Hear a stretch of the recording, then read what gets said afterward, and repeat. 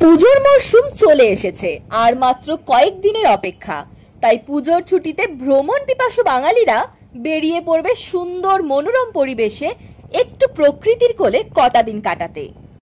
পেহেলগাঁও কাণ্ডের পরে কাশ্মীর ভ্রমণ বাতিল করে অন্য জায়গায় বেড়াতে যাওয়ার সন্ধান ইতিমধ্যেই শুরু হয়েছে। জঙ্গি হানার পরে হুহু করে নামতে শুরু করেছে কাশ্মীরের পর্যটন ব্যবসার গ্রাফ।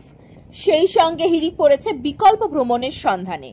আর সেখানেই পুজোর ছুটিতে সম্ভাব্য পর্যটন কেন্দ্রের তালিকায় এসেছে সিকিম, দার্জিলিং, কালিম্পং এবং ডুয়ার্সের বনাঞ্চল সহ অন্যান্য হিল স্টেশন।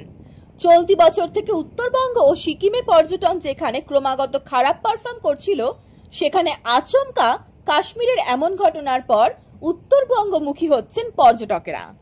ফলে উত্তরবঙ্গের পর্যটনে বাড়তি চাপ পড়েছে। পর্যটন শিল্পে স্পট এনকোয়ারির গুরুত্বপূর্ণ ভূমিকা রয়েছে। শেষ 24 ঘন্টায় যার রিচ তুমুলভাবে বেড়েছে।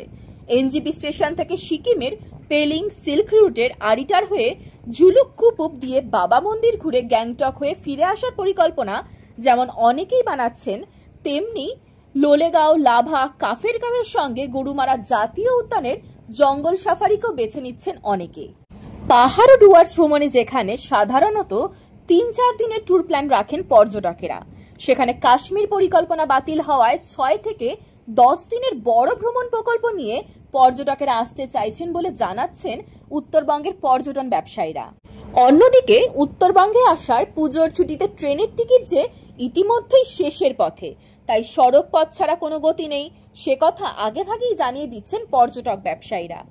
যদিও কাশ্মীর ভ্রমণে মাথাপিছু 30 থেকে 35 হাজার টাকার বদলে জনপ্রতি 15 থেকে 18 হাজার টাকাতেই উত্তরবঙ্গের স্পটগুলো ভালোভাবে ভ্রমণের সুযোগ পাবেন পর্যটকেরা, সেটাও জানিয়ে দিচ্ছেন তারা। সিকিমের বেশ কিছু জায়গায় এখনো বরফ রয়েছে। এছাড়া রাজ্যের সর্বোচ্চ শৃঙ্গ সান্দাকফুকেও সেই লিস্টে যোগ করা যেতে পারে। সেই সঙ্গে মিরিক, পশুপতি হয়ে নেপালের দিকে ঘুরে এলে বিদেশ যাত্রার স্বাদ পাওয়া যাবে। এভেবেই পরিকল্পনা ও বিজ্ঞাপন সাজাচ্ছেন উত্তরবঙ্গের পর্যটন ব্যবসায়ীরা।